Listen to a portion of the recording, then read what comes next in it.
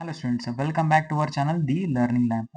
So ಇವತ್ತಿನ ವಿಡಿಯೋದಲ್ಲಿ ನಾವೇನು ಮಾಡ್ತಿದ್ದೀವಿ, ಕ್ಲಾಸ್ 7th ಆಗಿರುವಂಥ ಚಾಪ್ಟರ್ 2 ಮಿಡಲ್ ಯುರೋಪ್ ಬಗ್ಗೆ ಸ್ಟಡಿ ಮಾಡ್ತಿದ್ವಿ. ಸೊ ಫಸ್ಟ್ ವಿಡಿಯೋದಲ್ಲಿ beginning of the modern age renaissance complete ಆಗಿದೆ. ಸೊ ಈ ವಿಡಿಯೋದಲ್ಲಿ ಏನು ಮಾಡೋಣ, ಸೆಕೆಂಡ್ ಅಂದರೆ ರಿಲಿಜಿಯಸ್ ರಿಫಾರ್ಮೇಷನ್ ಅಂದರೆ ಧಾರ್ಮಿಕ ಸುಧಾರಣೆ ಯಾವ ರೀತಿ ಯುರೋಪ್ನಲ್ಲಿ ಆಯಿತು ಅನ್ನೋದನ್ನ ನೋಡೋಣ.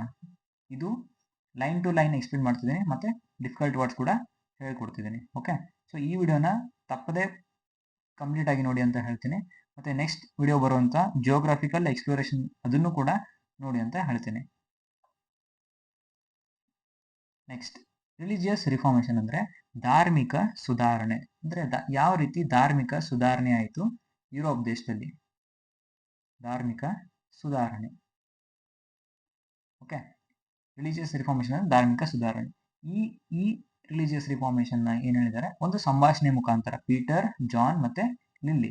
ಪೀಟರ್ ಮತ್ತೆ ಲಿಲ್ಲಿ ಮಕ್ಕಳು, ಜಾನ್ ಏನಾಗ್ತಾನೆ ತಂದೆ ಆಗಿರ್ತಾರೆ ಇಲ್ಲಿ. ಸೊ ಇವರ ಮಧ್ಯೆ ಇರುವಂತಹ ಸಂಭಾಷಣೆ ಮೂಲಕ ಈ ಕಥೆಯ ರೀತಿಯಲ್ಲಿ ನಿಮಗೆ ಹೇಳಿದ್ದಾರೆ. ಈ ಪೀಟರ್ ಮತ್ತೆ ಜಾನ್ ಮತ್ತೆ ಲಿಲ್ಲಿ ಏನ್ ಮಾಡಿರ್ತಾರೆ, ಒಂದು ಚರ್ಚ್ನಿಂದ ಪ್ರೇಯರ್ ಮುಗಿಸ್ಕೊಂಡು ಬರ್ತಿರ್ತಾರೆ, ಅಂದ್ರೆ ಪ್ರಾರ್ಥನೆಯನ್ನ ಮುಗಿಸ್ಕೊಂಡು ಬರ್ತಿರ್ತಾರೆ. ಅವಾಗ ಪೀಟರ್ ತನ್ನ ತಂದೆ ಕೇಳ್ತಾನೆ, father, are there any sects in Christianity too? So ಕ್ರಿಶ್ಚಿಯಾನಿಟಿಯಲ್ಲಿ ಕೂಡ ಪಂಗಡಗಳು ಇದೆಯಾ ಅಂತ ಕೇಳ್ತಾನೆ. ಸೊ ಅವಾಗ ತಂದೆ ಉತ್ತರ ಕೊಡ್ತಾರೆ, S, there are many sects in Christianity. Catholic and Protestant are the two important sects among them. ಇದಾವೆ. ಅವ್ರ ತಂದೆ ಏನ್ ಹೇಳ್ತಾರೆ, ಕ್ರಿಶ್ಚಿಯಾನಿಟಿಯಲ್ಲಿ ಕೂಡ ಪಂಗಡಗಳಿದಾವೆ. ಅವು ಯಾವ್ಯಾವ ಅಂದ್ರೆ, ಒಂದನೇದು ಕ್ಯಾಥೋಲಿಕ್, ಎರಡನೇದು ಪ್ರೊಟೆಸ್ಟೆಂಟ್ ಅಂತ ಹೇಳ್ತಾರೆ. ಒಂದನೇದು ಕ್ಯಾಥೋಲಿಕ್ ಪಂಗಡ ಮತ್ತೆ ಪ್ರೊಟೆಸ್ಟೆಂಟ್ ಪಂಗಡ. ಇವು ಕನ್ನಡದಲ್ಲೂ ಕೂಡ ನಾವೇನಂತ ಕರಿತೀವಿ, ಕ್ಯಾಥೋಲಿಕ್ ಮತ್ತೆ ಪ್ರೊಟೆಸ್ಟೆಂಟ್ಸ್ ಅಂತ ಕರಿತೀವಿ. ಮತ್ತೆ ಪೀಟರ್ ಏನ್ ಮಾಡ್ತಾನೆ, ಅವ್ರ ತಂದೆಗೆ ಪ್ರಶ್ನೆ ಮಾಡ್ತಾನೆ. ಏನ್ ಪ್ರಶ್ನೆ ಮಾಡ್ತಾನೆ ನೋಡೋಣ. What are the reason for these sects ಅಮೋಂಗ್ Christianity? ಈ ಕ್ರಿಶ್ಚಿಯಾನಿಟಿಯಲ್ಲಿ ಪಂಗಡಗಳು ಹುಟ್ಟಿಕೊಳ್ಳಲು ಕಾರಣಗಳೇನು ಅಂತ ಪೀಟರ್ ಏನ್ ಮಾಡ್ತಾನೆ, ಅವರ ತಂದೆ ಆದಂತ ಜಾನ್ಗೆ ಪ್ರಶ್ನೆ ಮಾಡ್ತಾನೆ. ಅವಾಗ ಜಾನ್ ಅವರು ಉತ್ತರ ಕೊಡ್ತಾರೆ, during the middle ages the Roman Catholic church control the society and impose many wrong decisions on the people. So ಮಧ್ಯಕಾಲದ ರೋಮನ್ ಕ್ಯಾಥೋಲಿಕ್ ಚರ್ಚ್ ನಲ್ಲಿ ಏನಾಗುತ್ತೆ, ಸೊ ಅಲ್ಲಿರುವಂತ ಅಧಿಕಾರಿಗಳು, ಚರ್ಚ್ ಅಲ್ಲಿರುವಂತ ಅಧಿಕಾರಿ ಏನ್ ಮಾಡ್ತಾರೆ, ಜನರ ಮೇಲೆ ತಪ್ಪಾದ ನಿರ್ಧಾರಗಳನ್ನ ಹೇರ್ತಾರೆ. ಸೊ ಇಂಪೋಸ್ ಅಂದ್ರೆ ಹೇರಿಸುವುದು, ಅಂದ್ರೆ ವಿಧಿಸು ಅಂತ ಕರಿತೀವಿ ಇಂಪೋಸ್ ಅಂದ್ರೆ. ಓಕೆ, ಜನರ ಮೇಲೆ ತಪ್ಪಾದ ನಿರ್ಧಾರಗಳನ್ನ ವಿಧಿಸ್ತಾರೆ ಅಥವಾ ಹೇರ್ತಾರೆ. ಸೊ ಈ ಜನರ ಮೇಲೆ ತಪ್ಪಾದ ನಿರ್ಧಾರಗಳನ್ನ ಯಾಕೆ ಹೇರ್ತಾರೆ ಅಂದ್ರೆ, to control over the church. ಆ ರೋಮನ್ ಕ್ಯಾಥೋಲಿಕ್ ಚರ್ಚ್ ನ ತಮ್ಮ ಅಧಿಕಾರದಲ್ಲಿ ಹಿಡಿದಿಟ್ಟುಕೊಳ್ಳಲು ಏನ್ ಮಾಡ್ತಾರೆ, ಜನರ ಮೇಲೆ, ಸೊಸೈಟಿ ಮೇಲೆ ಏನ್ ಮಾಡ್ತಾರೆ, ತಪ್ಪಾದ ನಿರ್ಧಾರಗಳನ್ನ ಹೇರ್ತಾರೆ. ಓಕೆ, ಇವಾಗ ನೆಕ್ಸ್ಟ್ ಪೇಜ್ ಹೋಗೋಣ. Instead of leading simple austere pious lives, the pope and the clergy were wallowing in luxury. So ಇಲ್ಲಿ austere ಅಂತಂದ್ರೆ ಏನಾಗುತ್ತೆ,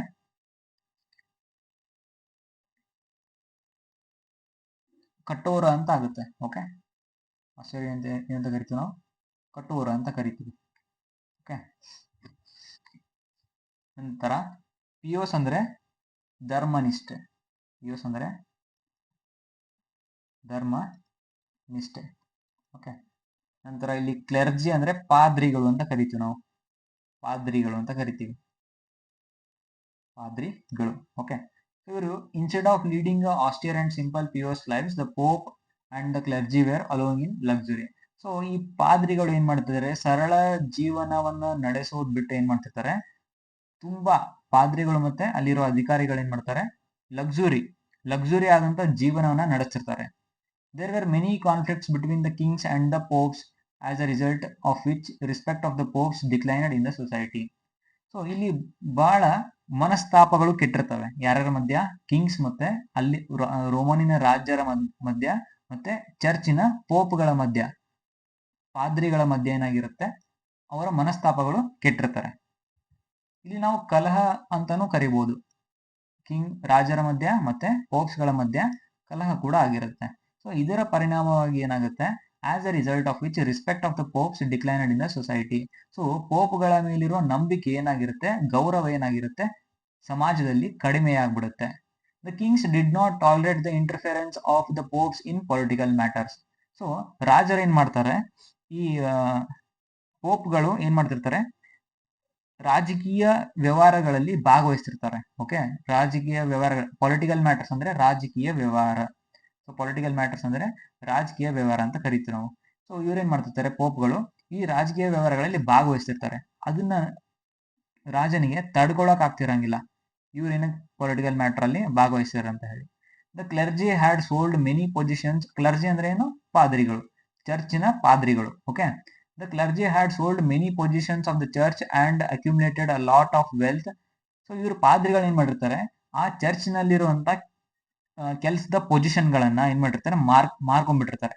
ಸೊ ಮಾರ್ಕೊಂಡು ಏನ್ ಮಾಡಿರ್ತಾರೆ, ಅಪಾರವಾದ ಸಂಪತ್ತನ್ನ ಗಳಿಸಿರ್ತಾರೆ. ಸೊ ಅಲ್ಲಿ ಯಾವ್ದೋ ಒಂದು ಕೆಲಸದ ಪೋಸ್ಟ್ ಇರುತ್ತೆ, ಆ ಕೆಲಸದ ಪೋಸ್ಟ್ ಅನ್ನ, ಚರ್ಚ್ ನಲ್ಲಿರುವಂತಹ ಕೆಲಸದ ಪೋಸ್ಟ್ ಅನ್ನ ಏನ್ ಮಾಡಿರ್ತಾರೆ, ಮಾರಿರ್ತಾರೆ. ಇಷ್ಟು ಲಕ್ಷ ಕೊಡು ನಾನು ನಿನಗೆ, ನಾನು ಈ ಪೊಸಿಷನ್ ನಿಂಗೆ ಕೊಡ್ತೀನಿ ಅಂತ ಈ ರೀತಿ ಏನ್ ಮಾಡಿರ್ತಾರೆ, ಮಾರ್ಕೊಂಡ್ಬಿಟ್ಟಿರ್ತಾರೆ. ಮಾರಿ ಅಪಾರವಾದ ಸಂಪತ್ತನ್ನ ಈ ಪಾದ್ರಿಗಳು, ಚರ್ಚಿನ ಪಾದ್ರಿಗಳು ಗಳಿಸ್ಕೊಂಡ್ಬಿಟ್ಟಿರ್ತಾರೆ. This was the reason why John Wycliffe, John Hus, Martin Luther and others began to expose at different periods the wrong doings of the church. So ಈ ಕಾರಣಗಳಿಂದ ಏನಾಗುತ್ತೆ, ಈ 3 ಜನ ಮತ್ತೆ ಯಾರ್ಯಾರಂದ್ರೆ ಜಾನ್ ವೆಕ್ಲಿಫ್, ಜಾನ್ ಹಸ್ ಮತ್ತೆ ಮಾರ್ಟಿನ್ ಲೂಥರ್ ಅನ್ನಂತಹ ಬೇರೆ ಬೇರೆ ಜನರು ಏನ್ ಮಾಡ್ತಾರೆ, ಆ ಚರ್ಚ್ ನಲ್ಲಾದಂತಹ ಕೆಟ್ಟ ಕೆಲಸಗಳನ್ನ ಕಾಲಘಟ್ಟದಲ್ಲಿ ಅಂದ್ರೆ ಸಮಯ ಬಂದಾಗ ಅದನ್ನ ಬಯಲಿಗೆಳಲು ಪ್ರಾರಂಭಿಸ್ತಾರೆ. ಓಕೆ, ಸೊ ಇಲ್ಲಿ ಮೇಲ್ ನೋಡಿದ್ವಲ್ಲ ನಾವು, ಅದು ಮೊದಲನೇ ಕಾರಣವಾಗಿತ್ತು. ಸೊ ಎರಡನೇ ಕಾರಣ ಏನಂತಂದ್ರೆ, the other important reason for the difference to appear in the Catholic faith, ಅಂದ್ರೆ ಕ್ರಿಶ್ಚಿಯನ್ ಅಲ್ಲಿ 2 ಪಂಗಡಗಳು ಹುಟ್ಟಲು ಎರಡನೇ ಕಾರಣ ಏನಂತಂದ್ರೆ, the Catholic faith was the sale of letter of forgiveness. The Pope Leo 10 needed money to reconstruct Saint Peter's church in Rome. So ಇಲ್ಲಿ Leo ಅಂದ್ರೆ Pope, Pope ಅಂದ್ರೆ ಗುರು ಅಂತ ಕರಿಬಹುದು ಕನ್ನಡದಲ್ಲಿ. ಓಕೆ, ಲಿಯೋ, ಆ ಗುರು ಹೆಸರೇನು, ಲಿಯೋ 10 ಅಂದ್ರೆ 10ನೇ ಲಿಯೋ, ಎಕ್ಸ್ ಅಂದ್ರೆ 10. ಓಕೆ, ಲಿಯೋ 10ನೇದವನಿಗೆ ಏನಾಗಬೇಕಾಗಿರುತ್ತೆ, ಹಣ ಬೇಕಾಗಿರುತ್ತೆ. ಹಣ ಏನಕ್ಕೆ ಬೇಕಾಗಿರುತ್ತೆ ಅಂದ್ರೆ, ಸೆಂಟ್ ಪೀಟರ್ಸ್ ಚರ್ಚ್ ನ ರೀಕನ್ಸ್ಟ್ರಕ್ಟ್ ಮಾಡಲು ಆತನಿಗೆ ಹಣ ಬೇಕಾಗಿರುತ್ತೆ. ಸೆಂಟ್ ಪೀಟರ್ಸ್ ಚರ್ಚ್ ನ ಪುನರ್ ನಿರ್ಮಾಣಕ್ಕಾಗಿ ಲಿಯೋಗೆ ಹಣ ಬೇಕಾಗಿರುತ್ತೆ. ಸೊ ಈ ಲಿಯೋ ಎಷ್ಟನೇ ಪೋಪ್ ಅಂದ್ರೆ 10ನೇ ಪೋಪ್, ಲಿಯೋ 10. ಓಕೆ, ಈತನಿಗೆ ಹಣ ಬೇಕಾಗಿರುತ್ತೆ. ಸೊ ಆತ ಏನ್ ಮಾಡ್ತಾನೆ, ಒಂದ ಮೂಢನಂಬಿಕೆಯನ್ನ ಹರಡಿಸ್ತಾನೆ. ಸೊ ಏನಂತ ಮೂಢನಂಬಿಕೆ ಹರಡಿಸ್ತಾನೆ, letter of forgiveness, letter of forgiveness. So ಈ ಫಾರ್ಗಿವ್ನೆಸ್ ಅಂದ್ರೆ ಪಾಪ ಮೋಕ್ಷಣೆ, ಅಂದ್ರೆ ಪಾಪ ವಿಮೋಕ್ಷಣೆ, ಪಾಪ ವಿಮೋಕ್ಷಣೆ. ಅಂದ್ರೆ ಈ ಲೆಟರ್ನ ಯಾರು ತಗೊಳ್ತಾರೋ ಅವರು ಪಾಪಗಳಿಂದ ಮುಕ್ತಿ ಹೊಂದುತ್ತಾರೆ ಅಂತ ಏನ್ ಮಾಡ್ತಾನೆ, ಮೂಢನಂಬಿಕೆಯನ್ನ ಹರಡಿಸ್ಬಿಡ್ತಾನೆ. Okay, to this end the belief that all those who bought sale of indulgers would be freed of the sin. Sin ಅಂದ್ರೆ ಪಾಪ, ಸಿನ್ ಅಂದ್ರೆ ಪಾಪ. ಓಕೆ, ಪಾಪ. obtain licence to heaven. So ಯಾರು ಈ ಲೆಟರ್ನ ಫಾರ್ಗಿವ್ನೆಸ್, ಲೆಟರ್ ಆಫ್ ಫಾರ್ಗಿವ್ನೆಸ್ ತಗೊಳ್ತಾರೋ ಅವ್ರು ಏನಾಗ್ತಾರೆ, ಸ್ವರ್ಗಕ್ಕೆ ಲೈಸೆನ್ಸ್ ಸಿಗುತ್ತಂತವ್ರಿಗೆ. ಈ ತರ ಮೂಢನಂಬಿಕೆಯನ್ನ ಯಾರು ಹುಟ್ಟಿಸ್ತಾರೆ, ಲಿಯೋ 10 ಹುಟ್ಟಿಸ್ತಾನೆ. ಓಕೆ, ಅವ್ರಿಗೆ ಸ್ವರ್ಗದ ದಾರಿ ಸಿಗುತ್ತಂತ ಹೇಳಿ ಲೆಟರ್ ಆಫ್ ಫಾರ್ಗಿವ್ನೆಸ್ ನ ಪ್ರೊವೈಡ್ ಮಾಡ್ತಿರ್ತಾನೆ. ವಾಸ್ ಪಾಪ್ಯುಲರೈಸ್, ಇದನ್ನ ಪ್ರಸಿದ್ಧ ಮಾಡ್ಬಿಡ್ತಾರೆ. ಸೊ ಅದಕ್ಕೆ ಏನ್ ಮಾಡ್ತಾನೆ, ಅದ್ರ ಕೌಂಟರ್ ಅಟ್ಯಾಕ್ ಆಗಿ ಯಾರು ಬರ್ತಾರೆ, ಮಾರ್ಟಿನ್ ಲೂಥರ್ ಅನ್ನೋ ವ್ಯಕ್ತಿ ಬರ್ತಾನೆ. ಮಾರ್ಟಿನ್ ಲೂಥರ್ ಕೂಡ ಬರ್ತಾನೆ. Who understood the hollowness of the claim, questioned if the Pope could take money and wash away the sins of people, he can also well to do it free of cost. So Martin Luther ಬಂದೇನ್ ಪೋಪಿಗೆ question ಕೇಳ್ತಾನಂದ್ರೆ, ನೀವು ಹಣ ತಗೊಂಡು, ಜನರ ಹಣ ತಗೊಂಡು ಜನರ ಪಾಪಗಳನ್ನ ಮುಕ್ತಿ ಮಾಡುವುದಾದರೆ ಇದನ್ನ ನೀವು ಫ್ರೀ ಆಗಿ ಮಾಡ್ಬೋದಲ್ಲ ಅಂತ ಯಾರು ಕ್ವಶನ್ ಮಾಡ್ತಾರೆ, ಮಾರ್ಟಿನ್ ಲೂಥರ್ ಪೋಪಿಗೆ ಕ್ವಶನ್ ಮಾಡ್ತಾನೆ. ಆದ್ರೆ ಇಲ್ಲಿ ಗಮನಿಸಬೇಕಾದೇನೆಂದ್ರೆ, it is worth nothing that Luther himself was a Christian and had a questioning attitude towards the limitations of the church. So ಇಲ್ಲಿ ಈ ಮಾರ್ಟಿನ್ ಲೂಥರ್ ಕೂಡ ಕ್ರಿಶ್ಚಿಯನ್ ಆಗಿರ್ತಾನೆ, ಮತ್ತೆ ಲಿಮಿಟೇಷನ್ಸ್ ಅಂದ್ರೆ ಮಿತಿಗಳು, ಚರ್ಚಿನ ಮಿತಿಗಳ ಮೇಲೆ ಪ್ರಶ್ನೆ ಹುಟ್ಟಾಕ್ತಾನೆ ಈತ. ಓಕೆ, ಚರ್ಚಿನ ಮಿತಿಗಳ ಮೇಲೆ ಪ್ರಶ್ನೆಗಳನ್ನ ಹುಟ್ಟಾಕ್ತಾನೆ. Okay, next Lily, who was Martin Luther. So ನಾವು ನೆಕ್ಸ್ಟ್ ಪೇಜ್ ಅಲ್ಲಿ ಯಾರ ಬಗ್ಗೆ ನೋಡ್ತಿದೀವಿ, ಮಾರ್ಟಿನ್ ಲೂಥರ್ ಯಾರು, ಈತ ಪ್ರಶ್ನೆ ಮಾಡದ್ನಲ್ಲ, ಈತನ ಬಗ್ಗೆ ನೋಡೋಣ ನೆಕ್ಸ್ಟ್ ಪೇಜ್ ಅಲ್ಲಿ. ಜಾನ್, ಅವ್ರ ತಂದೆ ಹೇಳ್ತಾರೆ, Martin Luther was the leader who started the religious reformation movement in Germany. So Martin Luther ಯಾರಂತಂದ್ರೆ ಅವ್ರ ತಂದೆ ಉತ್ತರ ಕೊಡ್ತಿದ್ದಾರೆ. ಮಾರ್ಟಿನ್ ಲೂಥರ್ ಯಾರಪ್ಪ ಅಂತಂದ್ರೆ ಜರ್ಮನಿಯಲ್ಲಿ ಧಾರ್ಮಿಕ ಸುಧಾರಣೆಗಳನ್ನ ಚಳುವಳಿಗಳನ್ನ, ಮೂವ್ಮೆಂಟ್ ಅಂದ್ರೆ ಚಳುವಳಿ, ರಿಲಿಜಿಯಸ್ ರಿಫಾರ್ಮೇಶನ್ ಅಂದ್ರೆ ಧಾರ್ಮಿಕ ಸುಧಾರಣೆ ಚಳುವಳಿಯನ್ನ ಪ್ರಾರಂಭಿಸಿದವರು ಯಾರಂದ್ರೆ Martin Luther. He was a priest at Saint Augustine church. So ಈತ ಏನಾಗಿರ್ತಾನೆ, ಪ್ರೀಸ್ಟ್ ಆಗಿರ್ತಾನೆ. ಸೊ ಇಲ್ಲಿ ಪ್ರೀಸ್ಟ್ ಅಂದ್ರೂ ಕೂಡ ಪಾದ್ರಿ ಅಂತ ಅರ್ಥ ಕೊಡುತ್ತೆ ಕನ್ನಡದಲ್ಲಿ. ಪ್ರೀಸ್ಟ್ ಅಂದ್ರೂ ಕೂಡ ಪಾದ್ರಿ ಅಂತ ಅರ್ಥ. ಪಾದ್ರಿ ಯಾವ ಚರ್ಚಿನ ಪಾದ್ರಿ ಆಗಿರ್ತಾನೆ? Scent Austin church. ಸೊ ಇದು ಚರ್ಚಿನ ಹೆಸರು, Saint Austin church.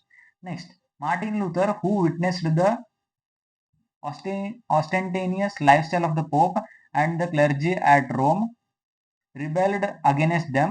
He wrote 95 statements against the sale of indulgences and nailed them on the main door of Wittenberg Church in order to spread awareness among the people.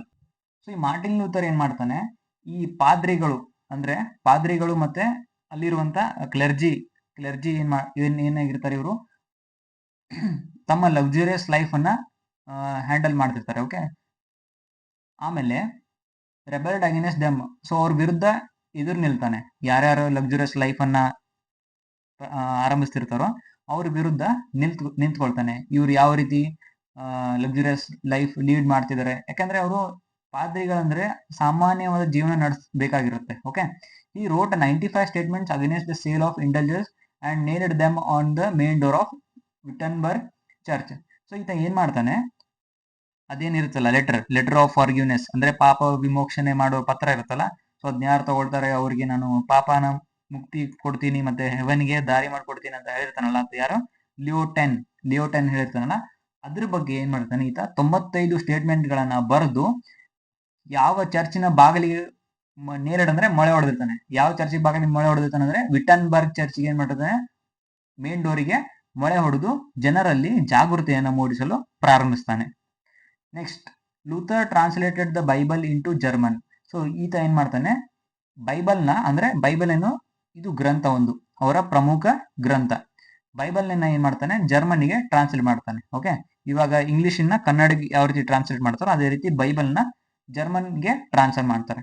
Okay, making it comprehended by common people, he began to use German language in the place of Latin during religious services of the church. So ಈತ Latin ಇಂದ ಜರ್ಮನಿಗೆ translate ಆದ ತಕ್ಷಣ ಇದು Bible ಸಾಮಾನ್ಯ ಜನರಿಗೆ ತುಂಬಾ ಸಹಾಯನ ಮಾಡುತ್ತೆ. ಓಕೆ, ಈ began to use German language in the place of Latin during religious services in the church. So ಈ ಚರ್ಚ್ಗಳ ಸೇವೆ ಮಾಡುವಾಗ ಈತ ಏನ್ ಮಾಡ್ತಾನೆ, ಲ್ಯಾಟಿನ್ ಬದಲಾಗಿ ಜರ್ಮನ್ ಭಾಷೆಯನ್ನ ಯೂಸ್ ಮಾಡಕ್ ಸ್ಟಾರ್ಟ್ ಮಾಡ್ತಾನೆ. ಓಕೆ, ನೆಕ್ಸ್ಟ್ ಪೇಜ್ ಹೋಗೋಣ. So the Pope order the king of Rome to punish Luther.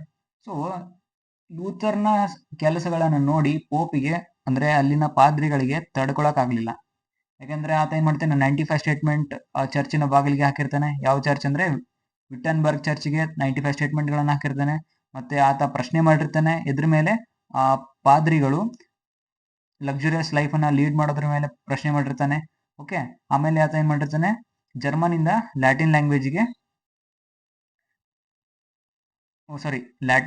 German ಲ್ಯಾಂಗ್ವೇಜ್ಗೆ convert ಮಾಡಿರ್ತಾನೆ ಬೈಬಲ್ನ, ಪ್ರಮುಖ ಗ್ರಂಥ ಆಗಿರುವಂತಹ ಕ್ರಿಶ್ಚಿಯನ್ದು. ಸೊ ಇದೆಲ್ಲ ಆತನ ಬೆಳವಣಿಗೆಗಳನ್ನ ನೋಡಿ ಏನ್ ಮಾಡ್ತಾರೆ, ಅಲ್ಲಿನ ಪಾದ್ರಿಗಳು ಮಾರ್ಟಿನ್ ಲೂಥರ್ ವಿರುದ್ಧ ಆತನ ಬಂಧಿಸಲು ಅಥವಾ ಆತನಿಗೆ ಶಿಕ್ಷೆ ಕೊಡಿಸಲು ಕಿಂಗ್ ಹತ್ರ ಆಗ್ರಹಿಸ್ತಾರೆ. ಸೊ ಆಗ್ರಹಿಸಿದಾಗ Luther enjoyed the support of many kings and hence could not be punished. So ಈ ಮಾರ್ಟಿನ್ ಲೂಥರ್ಗೆ ಹಲವಾರು ರಾಜರುಗಳ ಸಹಾಯಗಳೇ ಇರುತ್ತೆ. ಓಕೆ, ಸಪೋರ್ಟ್ ಇರುತ್ತೆ ಆತನಿಗೆ. ಸೊ ಆದ್ರಿಂದ ಏನಾಗ್ತಾನೆ, ಆತನಿಗೆ ಶಿಕ್ಷೆಗೆ ಗುರಿಪಡಿಸಲ್ಲ ಆತನನ್ನ. The Catholic church referred to his followers as Protestants. So Martin ಲೂಥರ್ನ ಯಾರು ಫಾಲೋ ಮಾಡ್ತಾರೋ ಅವ್ರಿಗೆ ನಾವು ಪ್ರೊಟೆಸ್ಟೆಂಟ್ಸ್ ಅಂತ ಕರಿತೀವಿ. ಅಂದ್ರೆ ಫಾಲೋವರ್ಸ್ ಅಂದ್ರೆ ಅನುಯಾಯಿಗಳು. ಸೊ ಮಾರ್ಟಿನ್ ಲೂಥರ್ ಅನುಯಾಯಿಗಳನ್ನ ನಾವೇನಂತ ಕರಿತೀವಿ, ಪ್ರೊಟೆಸ್ಟೆಂಟ್ಸ್ ಅಂತ. ಅಲ್ಲಿಂದ ಸ್ಟಾರ್ಟ್ ಆಗುತ್ತದು. Gradually Protestants emerge as a sect of Christianity and spread all over the world. So ಈ ಪ್ರೊಟೆಸ್ಟೆಂಟ್ಸ್ ಏನಾಗುತ್ತೆ, ಒಂದು ಪಂಗಡವಾಗಿ ಬೆಳ್ಕೊಂಡ್ಬಿಡುತ್ತೆ, ಇಡೀ ಜಗತ್ತಿನ ತುಂಬಾ ನಂತರ ಹರಡ್ಬಿಡುತ್ತೆ. ಸೊ ಈ ಪ್ರೊಟೆಸ್ಟೆಂಟ್ಸ್ ಕೂಡ ಒಂದು ಕ್ರಿಶ್ಚಿಯಾನಿಟಿಯಲ್ಲಿ ಮೊದಲನೇ ಪಂಗಡ ಬಂದಿದ್ದು ಯಾವ್ದಂದ್ರೆ ಪ್ರೊಟೆಸ್ಟೆಂಟ್ಸ್. ಅದೇನಾಗುತ್ತೆ, ಪಂಗಡವಾಗಿ ಬೆಳೆದೇನಾಗುತ್ತೆ, ಇಡೀ ಜಗತ್ತಿನ ತುಂಬಾ ಹರಡ್ಬಿಡುತ್ತೆ. This development led to the emerging of the political ideology called liberalism. So ಈ ರೀತಿ ಏನ್ ಬೆಳವಣಿಗೆಗಳಾಯ್ತಲ್ಲ ಪ್ರೊಟೆಸ್ಟೆಂಟ್ಸ್, ಲಿಬರಲಿಸಮ್ ಅಂದ್ರೆ ಉದಾರತನ ಅಂತ ಕರಿಬಹುದು. ಓಕೆ, ಲಿಬರಲಿಸಮ್ ಅಂದ್ರೆ ಉದಾರವಾದ. ಸೊ ಒಂದು ಪೊಲಿಟಿಕಲ್ ಐಡಿಯಾಲಜಿ ಬೆಳೀತಿರುತ್ತೆ, ಅದನ್ನ ಏನಂತ ಕರೀತಾರೆ, ಲಿಬರಲಿಸಮ್. ಇಲ್ಲಿ ಎಂಡ್ ಆಗುತ್ತೆ. ಓಕೆ, ಇಲ್ಲಿ ಎಂಡ್ ಆಗುತ್ತೆ. Next, Peter, what was the effect of this on the Catholic church? So ಇದರಿಂದ ಕ್ಯಾಥೋಲಿಕ್ ಚರ್ಚ್ ಮೇಲೆ ಏನ್ ಪರಿಣಾಮ ಬೀರಿತು ಅಂದ್ರೆ, ಇವಾಗ ನಾವೇನ್ ನೋಡಿದ್ವಿ, reason for the sects in the Christianity, ಅಂದ್ರೆ ಕ್ರಿಶ್ಚಿಯಾನಿಟಿಯಲ್ಲಿ 2 ಪಂಗಡಗಳು ಹುಟ್ಟಲು ಕಾರಣಗಳ್ಯಾವು ಅಂತ ನೋಡಿದ್ವಿ. 2 ಕಾರಣಗಳಿದ್ವು. ಸೊ ನಂತರ ಏನ್ ಮಾಡ್ತಾನೆ, ಈ ಮಾರ್ಟಿನ್ ಲೂಥರ್ ಯಾರು ಅಂತ ನೋಡಿದ್ವಿ. ಸೊ ಈ ಮಾರ್ಟಿನ್ ಲೂಥರ್ ಆತನ ಬೆಳವಣಿಗೆ ನೋಡಿದ್ವಿ. 95 ಸ್ಟೇಟ್ಮೆಂಟ್ಸ್ ವಿಟನ್ಬರ್ಗ್ ಚರ್ಚ್ ಮೇಲೆ ಹಾಕಿರ್ತಾನೆ. ಓಕೆ, ಅವ್ರ ಲಕ್ಸುರಿ ಲೈಫ್ ಅನ್ನ ಪ್ರಶ್ನೆ ಮಾಡಿರ್ತಾನೆ. ಸೊ ಇದರ ಪರಿಣಾಮವಾಗಿ ಕ್ಯಾಥೋಲಿಕ್ ಚರ್ಚ್ ಮೇಲೆ ಏನಾಯ್ತು, ಯಾಕಂದ್ರೆ ಕ್ಯಾಥೋಲಿಕ್ ಚರ್ಚ್ ಅಲ್ಲೇ ತಾನೇ ಅದು ಲೆಟರ್ ಆಫ್ ಫಾರ್ಗಿವ್ನೆಸ್ ಈ ರೀತಿ ಪ್ರಶ್ನೆ ಬಂದಿದ್ದು. ಓಕೆ, ಸೊ ಇದರ ಪರಿಣಾಮವಾಗಿ ಕ್ಯಾಥೋಲಿಕ್ ಚರ್ಚ್ ಮೇಲೆ ಏನ್ ಪ್ರಭಾವ ಬೀರಿತು. Many doubts began to arise in the minds of the people about the Catholic church. They began to move away from the church. Seeing this, the Roman Catholics realised that there had to be some reforms in their church. Towards this end, a counter reformation movement to cleanse the Catholic Church was started. So many doubts began to arise in the minds of the people. So ಜನರಲ್ಲಿ ಹಲವಾರು ಪ್ರಶ್ನೆಗಳು ಹುಟ್ಟಲು ಪ್ರಾರಂಭವಾಯಿತು. Church ಮೇಲೆ, Catholic church ಮೇಲೆ ನಂಬಿಕೆಯನ್ನ ಕಳ್ಕೊಳ್ತಾರೆ.